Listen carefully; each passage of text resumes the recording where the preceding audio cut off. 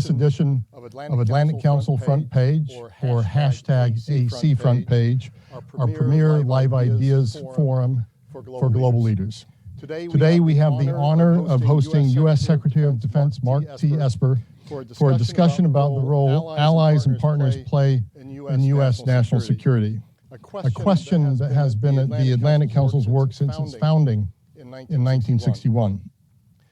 Secretary Esper, we know how busy you are and the challenges you confront every day across the world. And indeed, next week you will leave on another trip to attend 2+2 meetings with Secretary Pompeo in India. So thank you so much for taking the time to join us. Secretary Esper serves as the 27th U.S. Secretary of Defense, having been confirmed by the United States Senate in July of 2019 with a vote of 90-8. Prior to assuming his current position, he was the 23rd U.S. Secretary of the Army from 2017 to 2019. Secretary Esper spent 10 years on active duty in the Army, serving as an infantry officer with the 101st Airborne, also known as the Screaming Eagles. And he served with them during Desert Storm in the Gulf War, where he was awarded the Bronze Star and various other medals. He's a graduate in engineering from West Point, where he received the Douglas MacArthur Award for Leadership. He has a master's degree from the Kennedy School at Harvard and a doctorate in public policy from George Washington University. He has also had a number of increasingly responsible positions in the Senate and served as Deputy Assistant Secretary of Defense at the Pentagon as well. So that's just a remarkable track record of public service. This session is being hosted by our Scowcroft Center for Strategy and Security, directed by a former Pentagon official himself, former White House official, Barry Pavel. The center honors the legacy of General Brent Scowcroft, the only man to have been appointed by two presidents to serve twice as National Security Advisor. He passed away this August at the age of 95. For the United States, for the world, and for us, for all of us at the Atlantic Council, it was still too early.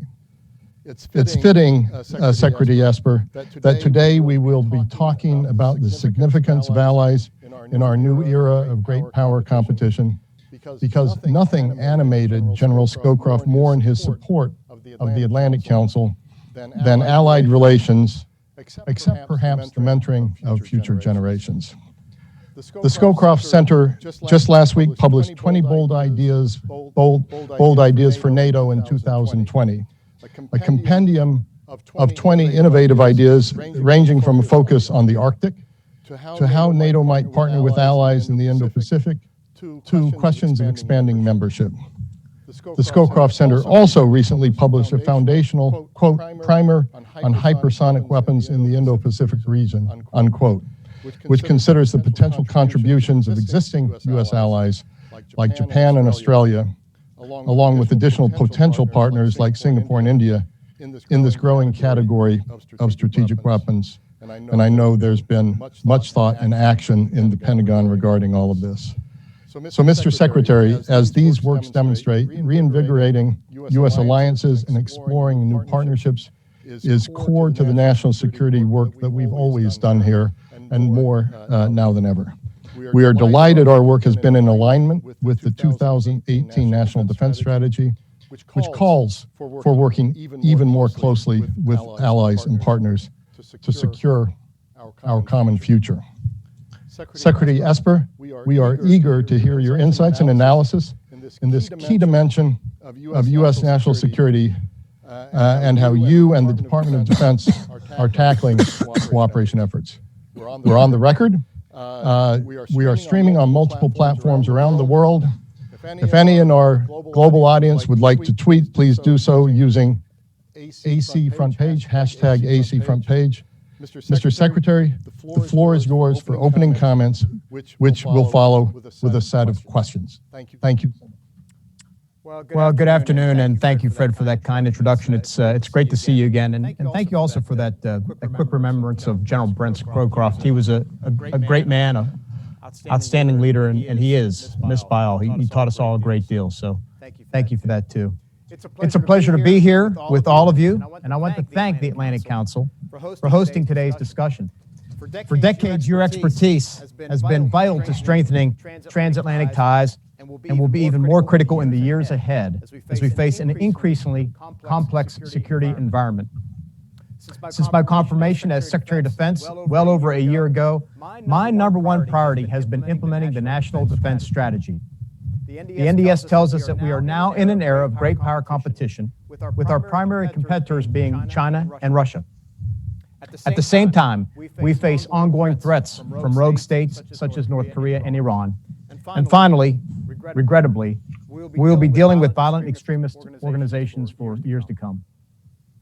As we prepare the department for these challenges, the NDS guides us along 3 lines of effort. First, improving the lethality and the readiness of the force. Second, strengthening alliances and building partnerships. And third, reforming the department to redirect our time, money, and manpower to our highest priorities. I also added a 4th, personal priority: taking care of our service members and their families. To drive lasting change across an enterprise as large and complex as the Defense Department, we distilled these 3 lines of effort into 10 targeted goals.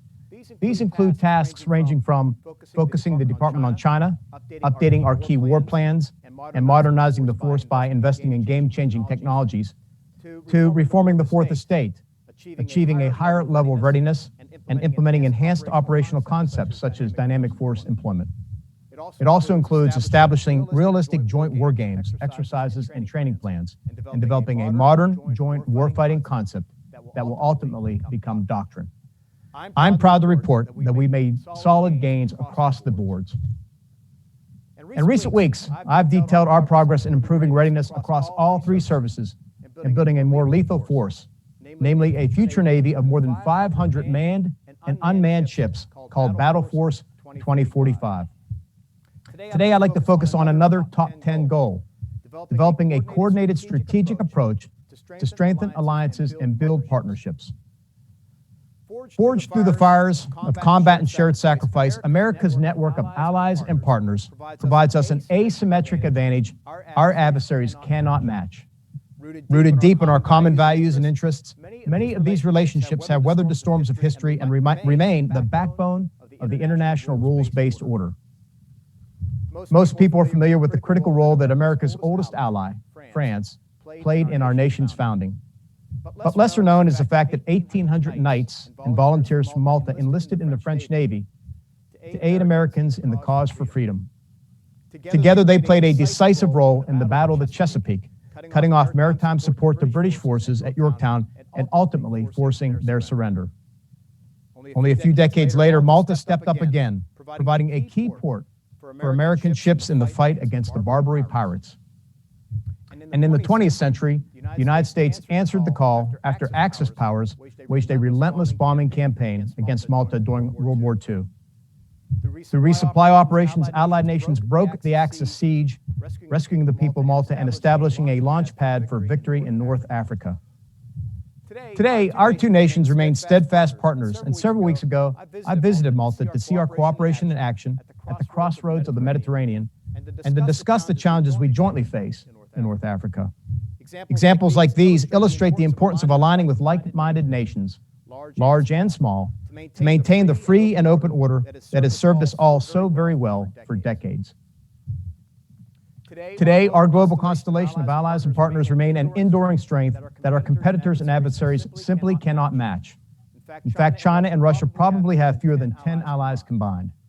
However, our ability to maintain this advantage is not preordained, nor can we take our long-standing network of relationships for granted. On one hand, our primary competitors, China and Russia, are rapidly modernizing their armed forces and using their growing strength to ignore international law, violate the sovereignty of smaller states, and shift the balance of power in their favor. China's militarization of land features in the South China Sea and Russia's attempted annexation of Crimea and incursion into eastern Ukraine demonstrate their brazen attempts to chip away at the autonomy of others and undermine the resilience and cohesion of countries and institutions critical to U.S. security, including NATO. On the other hand, Beijing and Moscow are also using broader yet more subtle means to exert economic leverage over such nations and institutions and coerce them into suboptimal security decisions. Through its One Belt, One Road initiative, The PRC is expanding its financial ties across Asia, Europe, Africa, and the Americas, with the ulterior motive of gaining strategic influence, access to key resources, and military footholds around the world. In fact, the smaller the nation and the greater its needs, the heavier the pressure from Beijing. For example, Belt and Road investments have created unhealthy economic dependencies in Burma, and they have pushed Laos into an unsustainable debt burden. In Cambodia, China has received generous land entitlements to construct ports, airfields, and associated infrastructure that could be used for military purposes to extend Beijing's strategic reach. Helping other nations resist aggressive military posturing, financial entrapments, and other forms of coercion will require us to break from business as usual. It will require us to align the department's efforts and resources for maximum impact and influence. And it will require us to think and act more strategically and competitively. Today, I'd like to share with you two recent initiatives that will help us do just that. The first being the brand new Department of Defense Guidance for Development of Alliances and Partnerships. We call it the GDAP. And the second being defense trade modernization. Together, these efforts will help us build the capacity and capabilities of like-minded nations and foster interoperability with friendly militaries while promoting a stronger domestic industrial base that can compete in the global marketplace. First, to meet the demands of 21st century great power competition, I directed the Pentagon's Office of Policy to develop a first-of-its-kind, comprehensive strategic approach to strengthening alliances and building partnerships. And earlier this month, I'm proud to report that we officially set this into motion when I signed out the GDAP, which will drive this new strategy for how we engage with allies and partners around the globe. In the past, our international engagements were guided by regional priorities and interests, but we are now in an era of great power competition that is global in nature. This reality requires a common set of priorities across the Office of the Secretary of Defense, the Joint Staff, the services, and the combatant commands that will drive our interactions with our foreign counterparts and improve our effectiveness. More specifically, the GDAP will enable us to prioritize, align, and synchronize our security cooperation activities across Title X authorities to build partner capacity, better articulate the Department's needs for priority ally and partner warfighting roles through future force planning, focus our efforts to help them shape their militaries into more capable forces, and measure and track our progress across a wide range of tools available to the Defense Department. For example,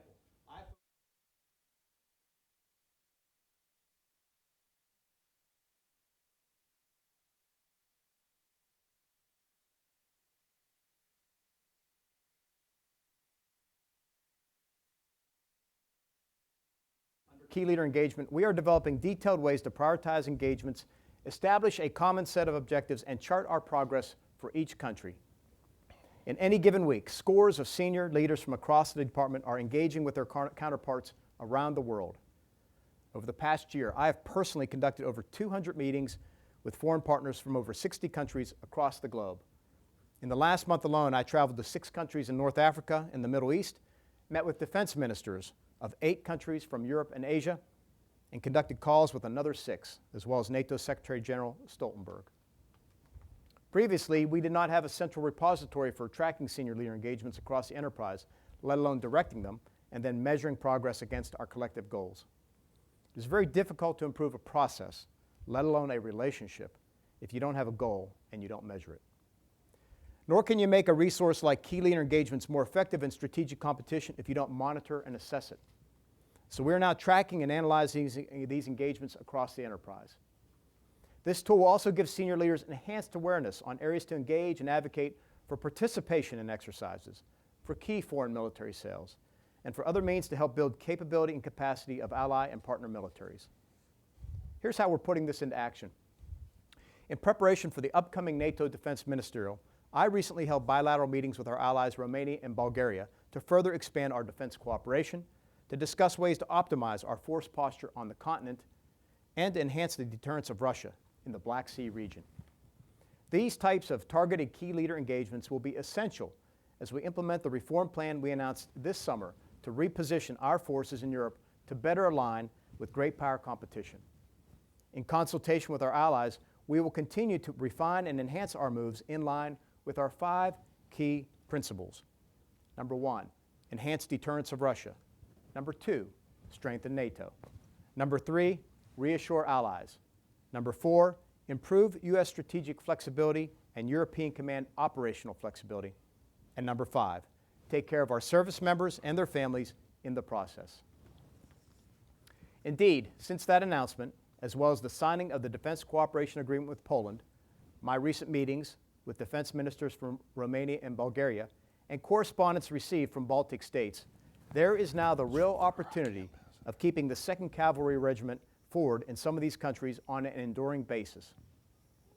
Moreover, when I address the entire alliance later this week, I will continue to push for improving readiness, increasing burden sharing, and solving common challenges in light of my recent bilateral discussions.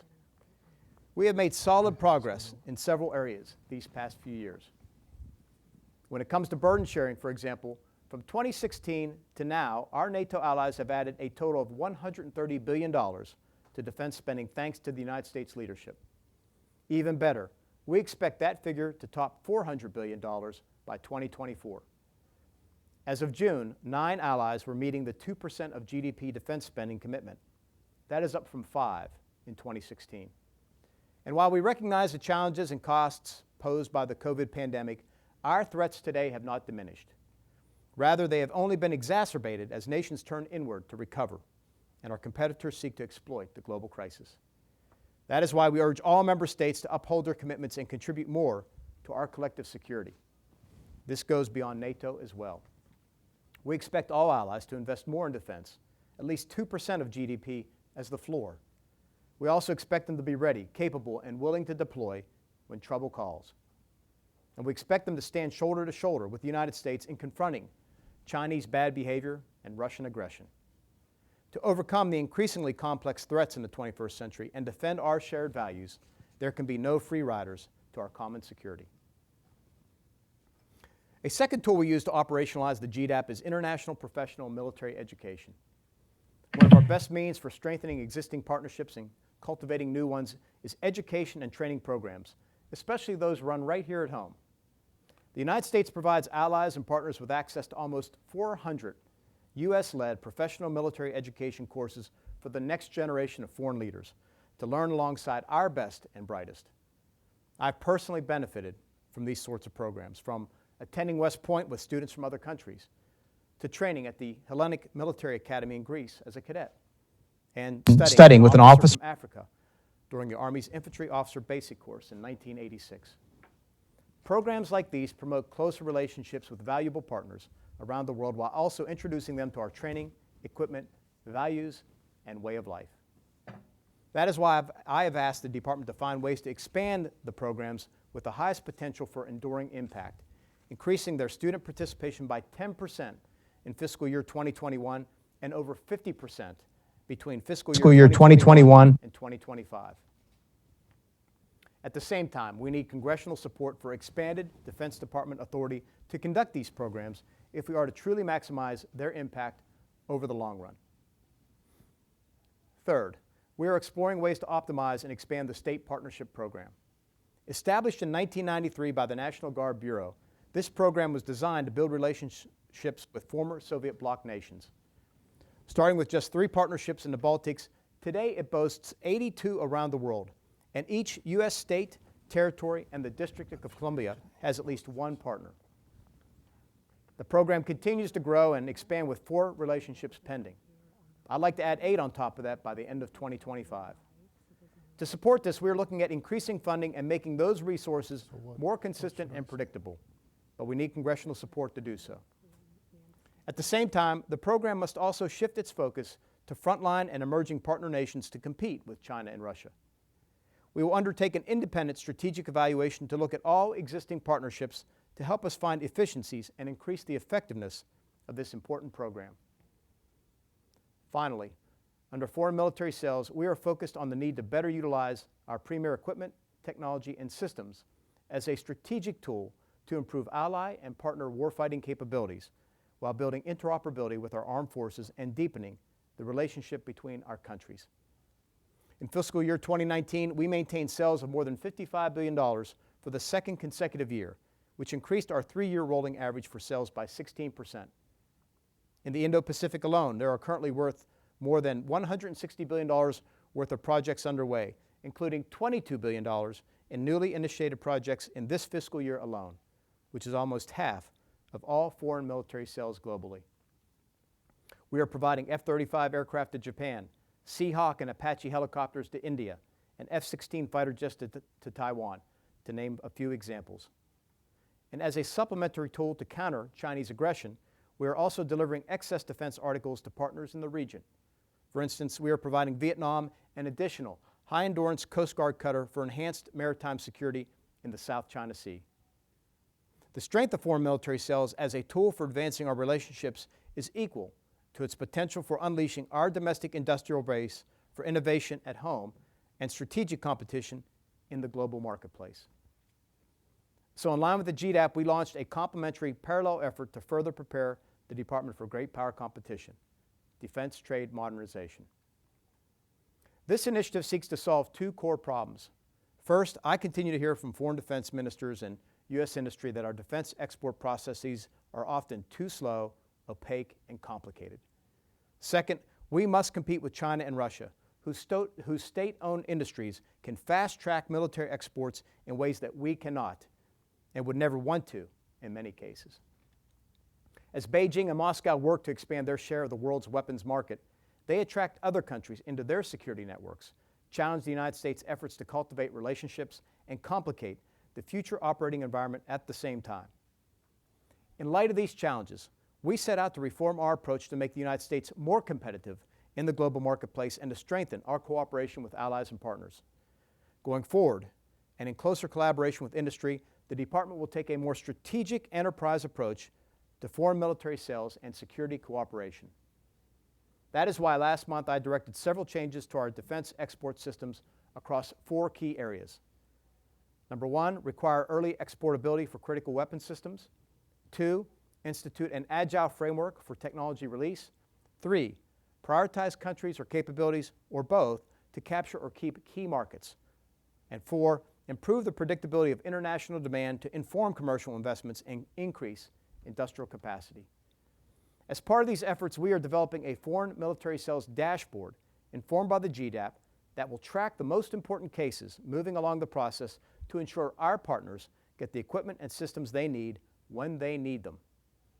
Moreover, it will prioritize cases that enhance lethality and interoperability with the United States, enable domestic industrial base, and deny market space to China and Russia.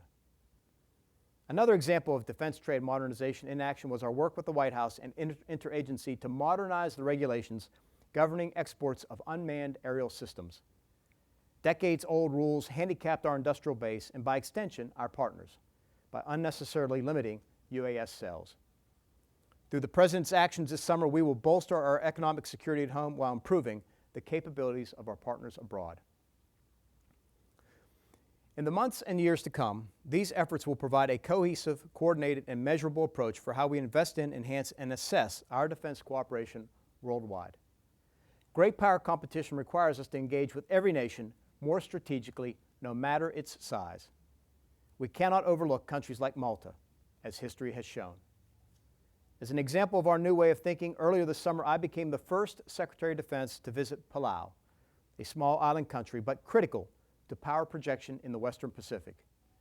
A year before that, I visited Mongolia, another important country in a geostrategic location. At the other end of the spectrum, we need to strengthen ties with large, like-minded democracies such as India and Indonesia. Last week, I hosted the Indonesian defense minister at the Pentagon to discuss issues ranging from joint training and arms sales to personnel exchanges, human rights, and regional political affairs. Next week, I'll travel to New Delhi for the third 2+2 ministerial dialogue between our countries. Established in 2018, these meetings reflect our nation's ever-increasing convergence on the strategic issues of our time. Last year, we conducted our first ever tri-service military exercise, Tiger Triumph, with India. And in July, the USS Nimitz conducted a combined exercise with the Indian Navy as it transited the Indian Ocean. We also held our first ever U.S.-India Defense Cyber Dialogue in September as we expand our collaboration into new domains. Together, these efforts will strengthen what may become one of the most consequential partnerships of the 21st century.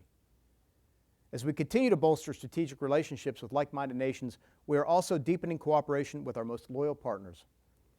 Shortly after the signing of the historic U.S.-facilitated Abraham Accords, I hosted my Israeli counterpart at the Pentagon to reaffirm the United States' commitment to Israel's qualitative military edge.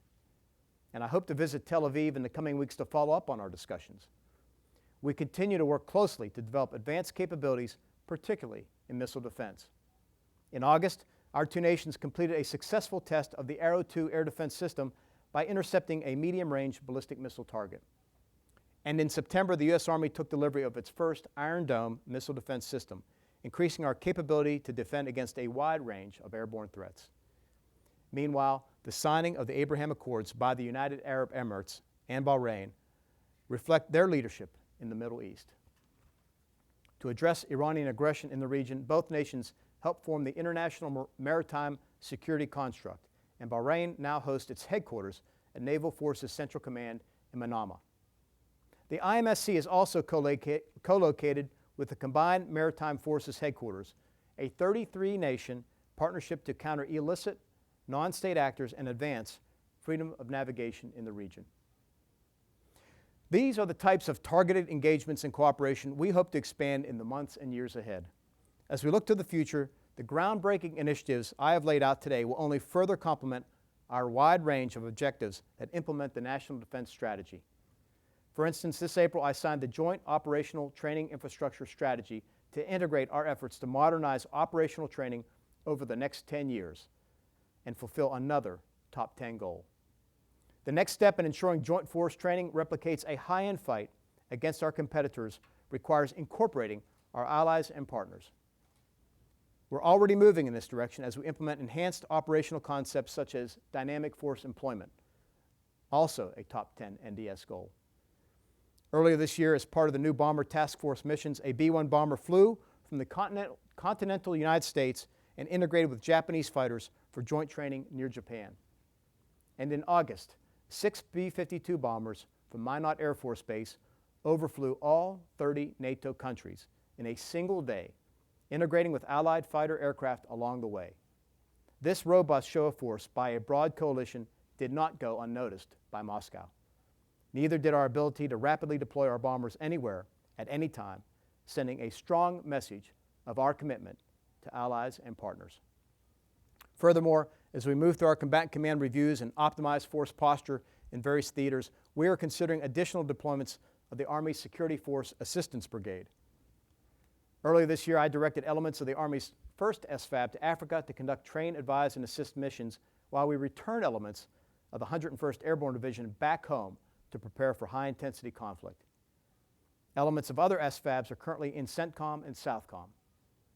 These are just the first of many decisions we will make as we complete the combatant command reviews and pursue innovative means to strengthen our defense cooperation worldwide while better preparing for the high-end fight. In closing, the United States is and will remain the global security partner of choice, not only because of the actions I laid out today, but more importantly, because of our capabilities, our commitments, and our values. Unlike other competitors, we respect the sovereignty of all nations, large and small. We uphold international rules and norms. We believe in the peaceful resolution of disputes, and we promote free, fair, and reciprocal trade. And thanks to the efforts described earlier, we will implement the National Defense Strategy and build a more ready, capable, stronger, and better connected constellation of allies and partners that is so very important to our national security.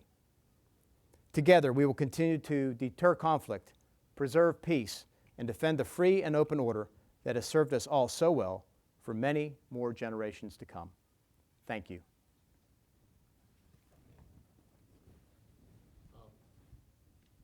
Mr. Secretary, if we had a full house right now, I think you'd be hearing quite an ovation. That was a remarkable speech. A lot of new detail in it, at least for many of our audience, and a lot of smart people in our audience. There's a lot of new detail. I have one sort of overarching question that the whole speech sort of speaks to, and that is, it seems to be a resounding underscoring of the strategic necessity of allies, maybe even more now in a new era of global competition, or at least in a different way. Could you just speak to that overall question of, is the strategic necessity of allies even greater now? I think in many ways you're correct. It is greater. It's not because we have to deter and be prepared for a conflict against a resurgent Russia, something that 25 or so years ago when I was serving in Europe in the early 90s, we were celebrating the end of the Cold War, and we were celebrating the dismantlement of the Soviet Union. And here we find ourselves back again dealing with revanchist Russia, something I don't think any of us anticipated. At the same time, we know that for the past 2 to 3 decades, China has been slowly, carefully, quietly building up its military capabilities, building its economy, and also acting in ways that challenge the international rules-based order. So allies become now more important than ever. It's not just the allies in the European theater, it's the allies in the Indo-Pacific theater. And because this is great power competition, it's global in nature. So we see Russia and China on the move in the Americas, in Africa, in the Middle East, in the Arctic, in the Antarctic. So we have to compete, and we have to compete aggressively, all of us together. And again, if deterrence fails, we need to be prepared for the worst. Thank you, Mr. Secretary. Just to our global audience of viewers and listeners, in the beginning there were a couple of glitches of sound. We've heard about that. In the final version that we will post, all that audio will be cleaned up. You'll definitely have a transcript of the Secretary's very important remarks, and as I understand, most of this has been well received, and so I just wanted to say that for those that have missed any part of this really important statement. I mentioned, and you were kind enough to salute General Scowcroft. He embodied the Atlantic Council's devotion to developing strategies when working with allies, to develop strategies and work with allies. We've been doubling down on that legacy of the Atlantic Council.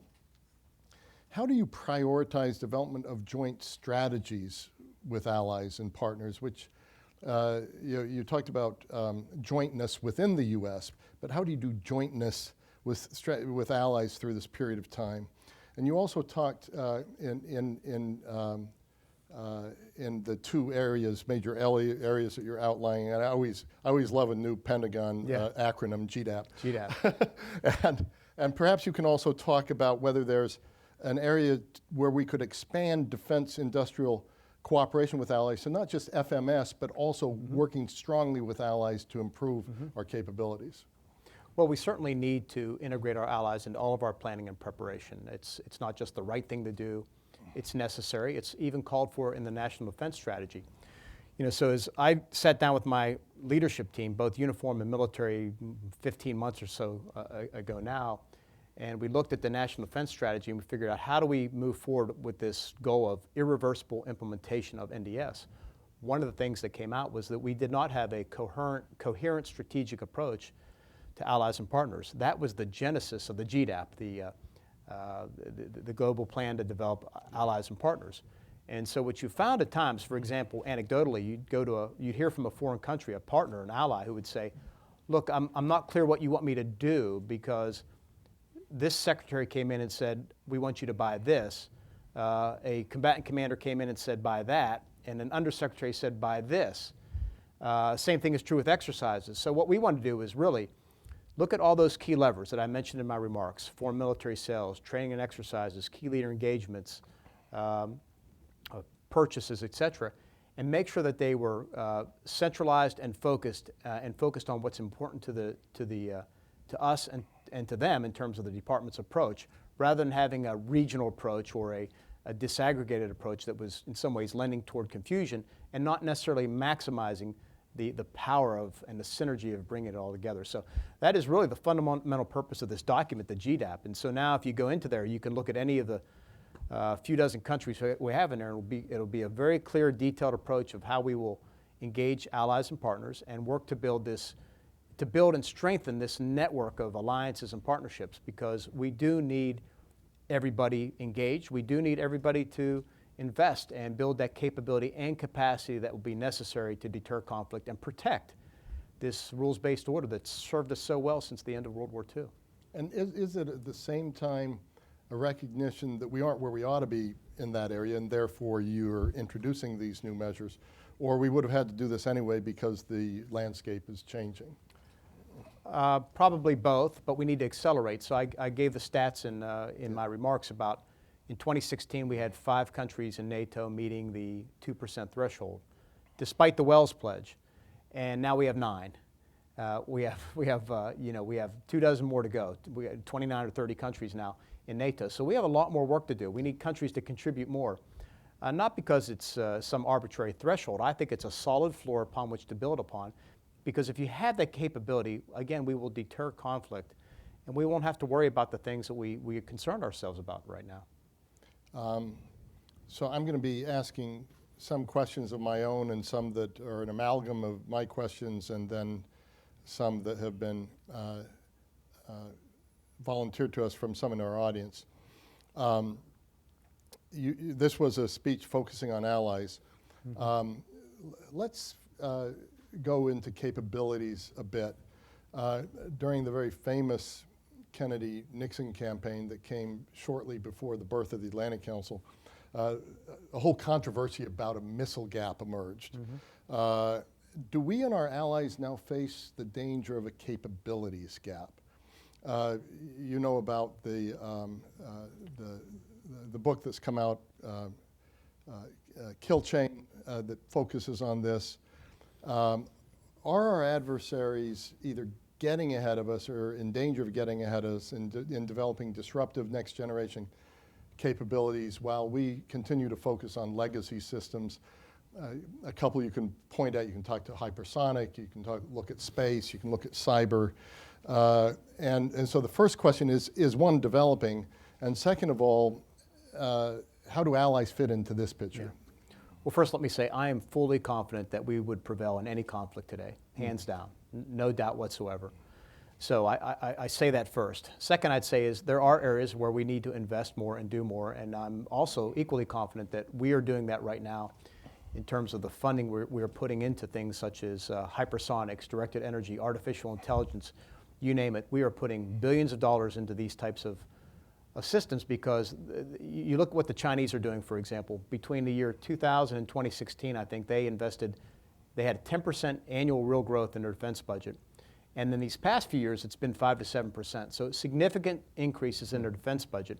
And Russia is investing as well. So we need to keep a pace. I've argued that we should have, based on what we assess and what the National Defense Strategy Commission has recommended, 3 to 5% annual real growth each year.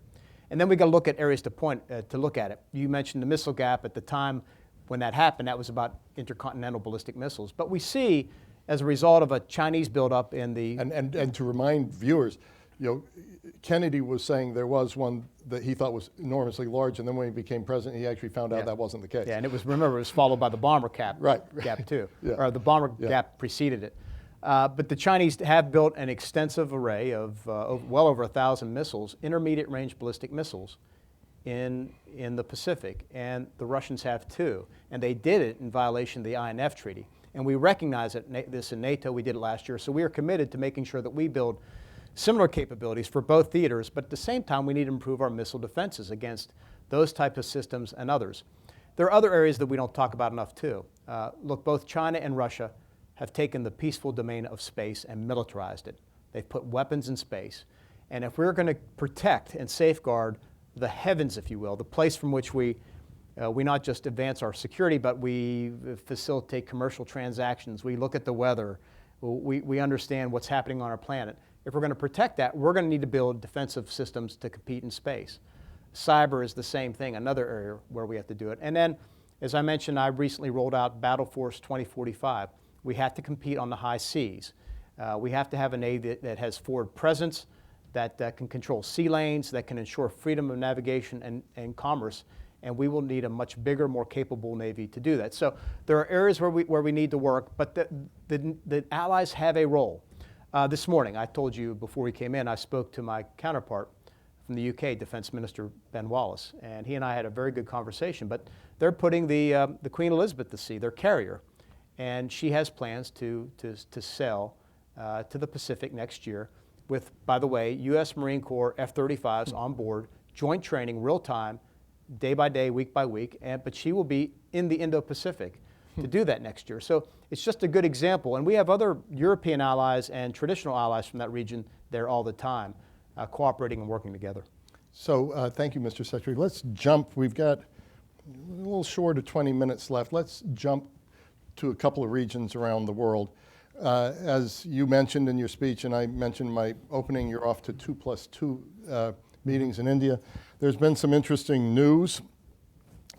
Australia, the announcement today that Australia is going to join naval drills involving India, US, and Japan. That's an interesting development.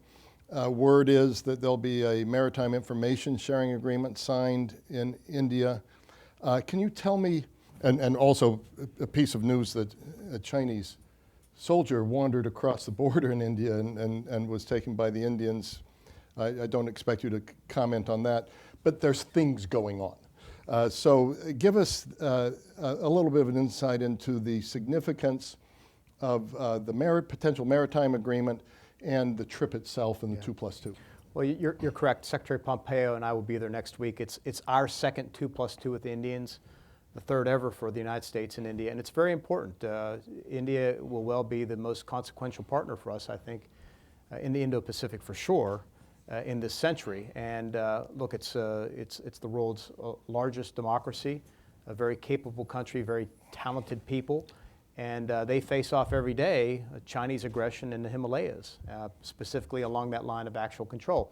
So like so many other countries in that region, and I've spoken with them, I've traveled from, like I said, from Mongolia all the way down south to New Zealand and Australia, from as far as Thailand to Palau and the Pacific Island countries. They all recognize what China is doing. In some cases, it's very overt, and in many more cases, it's very opaque what they're doing. But they are putting political pressure, diplomatic pressure, and in some cases, like India, military pressure on countries to bend to their way. And we just can't put up with that. We need all countries to follow this international rules-based order, to follow the norms that have served us so well. It's not an issue about China's rise, it's how they rise. And that's what we talk about in all these forums. Last week, we had a Five Eyes forum, right? The US, New Zealand, UK, Canada, and UK, I'm forgetting one, maybe us.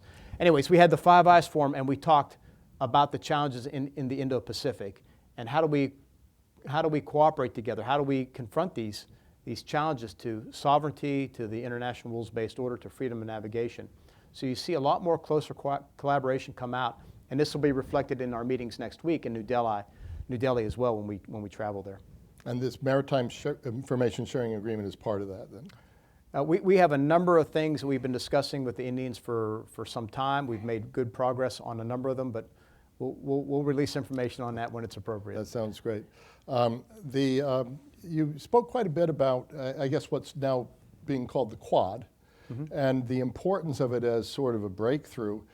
For a long time, people who have seen the effectiveness of NATO over the years have despaired that we've never had anything quite like that in the region. Does this start going in that direction? And what do you see as the significance of this coming together? Well, the important thing is you get four very important, very capable democracies, United States, Japan, Australia, India, talking and discussing the challenges they face in the region. And these are mutual challenges. We have common concerns. We have shared values that that are being aggressed against.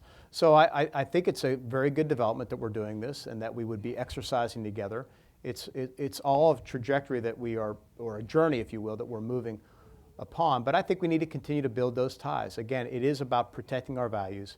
It's about building partnerships and strengthening allies. That's why I've spent so much time on the road this past 15, 16 months, on the road, on the phone, in meetings, trying to build these alliances, these partnerships, so that we can again, defend what has served us so well for decades now.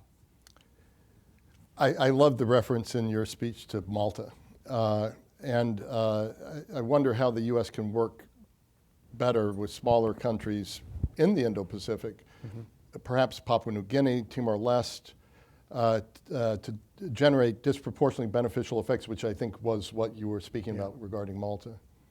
Yeah, these countries are all important. They're all strategically located. We have activities going on with our friends in Timor-Leste and Papua New Guinea, for example. I hope to get there sometime in the coming year. And I mentioned my trip to Palau, first Secretary of Defense ever.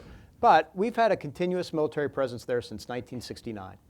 Most people wouldn't know that. And when I was there, we looked at our civic action teams who are there doing a combination of work for the community and work for us. And in fact, we also had the Seabees there who were scraping out an airfield on the island. It was an airfield used, ironically, in World War II to fight against the Imperial Japan. But they were carving it out, cleaning it up so that the Army could land and bring in troops as part of an exercise called Defender Pacific. And also while I was there, I had a chance to see some Marines who were there on an expeditionary fast transport ship. So you can see a big military presence. They're great people, and they really like our presence. And it's important, again, to help those countries out and to also make sure that they know we're there to defend them as well as we look ahead to the future. Thank you for that, Mr. Secretary. So let's move to Europe, but to a certain extent, staying in the Indo-Pacific or wherever else in the world. Secretary General of NATO Stoltenberg spoke at the Atlantic Council not too long ago about his reflection of NATO 2030, looking at a more political and a more global NATO. What opportunities do you perceive in that? I think partly he's saying a lot of these challenges are not purely, in fact, few of them are purely military in nature. Is there an opportunity for more NATO allies to be involved in U.S. strategy to counter China and Russia in the Indo-Pacific? Oh, yes, absolutely. Look, first of all, Jens Stoltenberg is a great NATO Secretary General. I spoke with him yesterday for quite some time as we prepare for this week's defense ministerial meeting. He's done a great job because he has looked at the alliance not just through a military lens, but through the broader political lens, and has really led us to thinking more broadly about the threats of China. So, for example, we've had numerous discussions over the past 15, 16 months about how do we keep the PRC, specifically Huawei, out of our networks. Now, why is that important? Because they are selling a product out there.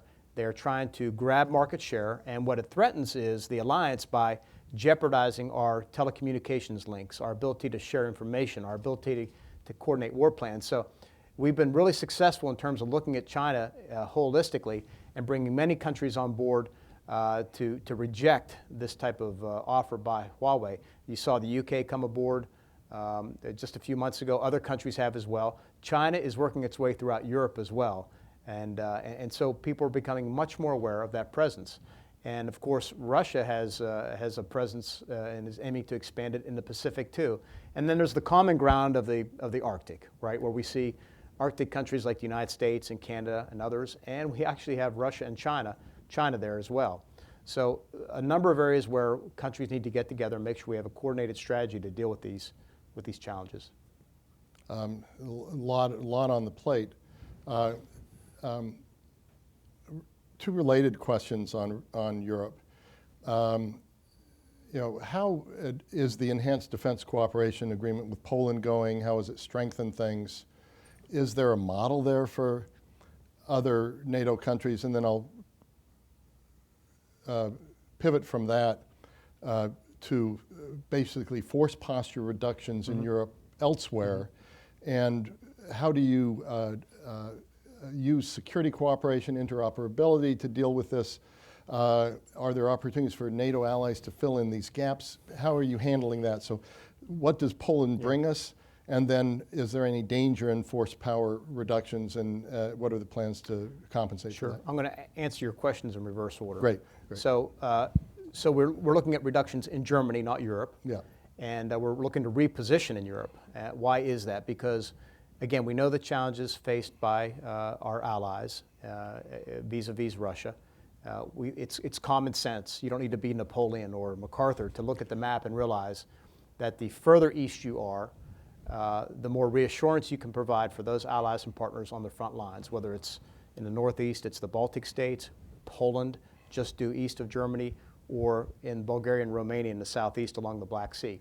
So we need to move a little bit further east. It helps us with the time-distance challenges, if you will, in case there is some type of really aggressive action by the Russians.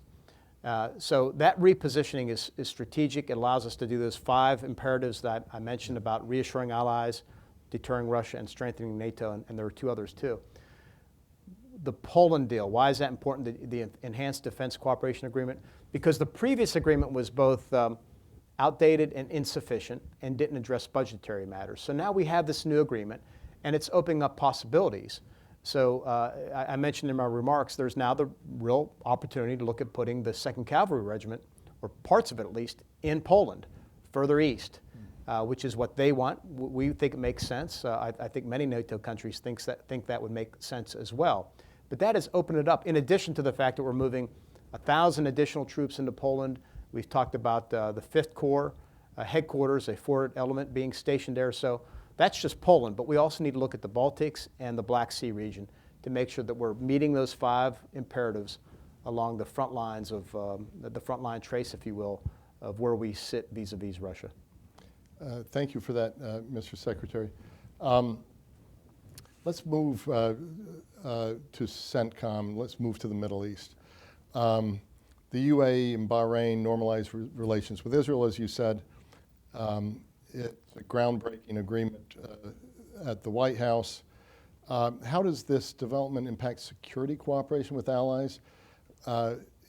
General Jones at the Atlantic Council for a long time has been calling for something like a Mideast NATO, not to pattern entirely on NATO, but a group of countries in the region coming together in common security framework vis-a-vis Iran. Could this be the beginning of something like that? It is a great success by the president and his team in the White House. They've just done a great job on this, and we'll see if more countries follow as well. We're all hopeful, and everybody's trying to row in that same direction. I think what's important about it, it's not just, it's a combination of things. It's the diplomatic opportunities it presents, it's the security, and it's the economic to see these Arab states normalize relations with Israel. They do see that there is great potential for economic growth if there is normalization. But the second thing is we've reached the point where so many of the countries in the region recognize that the biggest concern we have too, is Iran. And it's malign behavior through that region now for 4 decades. It actually spans all the way from Africa across the Middle East into Afghanistan. So we see the common threat of Iran, and how do we stand together against that? The vision would be to have some type of security construct out there where countries on the peninsula, Israel and others, are working together to deter conflict with Iran. And again, if that fails, they're prepared to work together to do that. We orchestrate much of that now through CENTCOM, if you will. But all those countries have an interest, certainly have concerns: freedom of navigation through the Persian Gulf, freedom of commerce, threats to the sovereignty of countries. I mean, we saw Iran launch attacks against Saudi Arabia last year on their oil infrastructure. We see Iran playing a heavy hand in Iraq. I mean, again, Iran is all over the region. So I think countries are recognizing that reality, and they're seeing the other possible benefits as well of normalization. As you look at this, and I see we're near out of time, so let me move on from the Middle East to another question.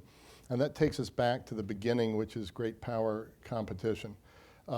Reading history, and this also comes from someone in the audience, the period of great power competition after World War I didn't end up so well. After World War II ended up better.